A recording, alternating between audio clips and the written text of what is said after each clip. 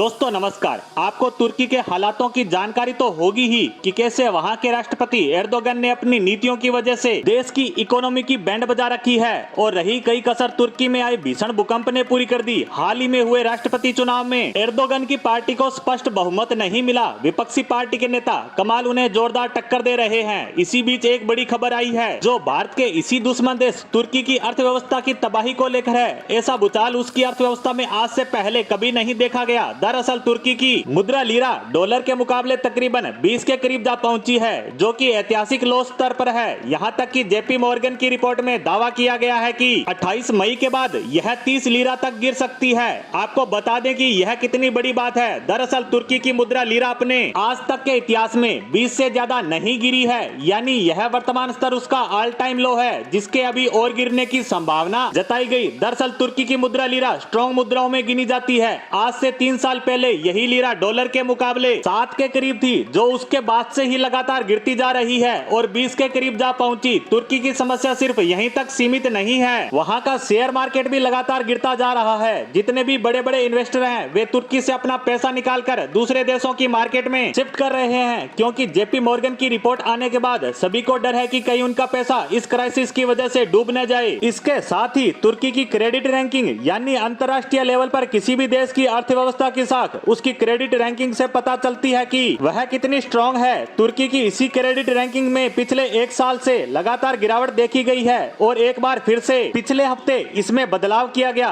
इसके और गिरने से तुर्की को अन्य देशों से लोन लेने में समस्या पैदा होगी। साथ ही अगर लोन मिला भी तो ब्याज की दरें काफी ज्यादा होगी, क्योंकि क्रेडिट रैंकिंग कम होने से लोन के डूबने की संभावना काफी ज्यादा होती है, जैसा वर्तमान समय में श्रीलंका, पाकिस्तान, बांग्लादेश सहित कई अन्य देशों के साथ हो रहा है। ऐसे में इनको IMF के पास जाना पड़ता है और उनकी शर्तों के अनुसार अपने बजट और नीतियों में परिवर्तन करना पड़ता है। इससे आपको अंदाजा लग गया होगा कि तुर्की कितने बड़े संकट से गुजर रहा है। लेकिन आप विचार कर रहे होंगे कि जेपी मॉर्गन सहित विश्व की बड़ी संस्थाएं जो सभी देशों की इकोनॉमी पर नजर बनाए रखती है, वे सब ऐसा क्यों कह रही है कि 28 मई के बाद तुर्की की मुद्रा में और गिरावट देखी जाएगी। तो इसका कारण बता दूं कि 28 मई को तुर्की में राष्ट्रपति चुनाव का आखिरी राउंड था। इससे पहले के राउंड में दोनों ही प्रतिद्वंदियों को बहुमत नहीं मिला। इसी कारण आखिरी राउंड करवाने की आवश्यकता पड़ी और इसके बाद ही स्पष्ट हुआ कि तुर्की के राष्ट्रपति के रूप में एर्दोगन को एक बार और सत्ता मिल चुकी है। दरअसल एग्जिट पोल के आंकड़ों के अनुसार एर्दोगन अपने विपक्षी से आगे चल रहे थे और 90% चांस थे कि वही एक बार फिर से तुर्की के राष्ट्रपति चुने जाएंगे। और इसी वजह से तुर्की में इन्वेस्टर डरे हुए हैं, क्योंकि तुर्की के राष्ट्रपति एर्दोगन की अपने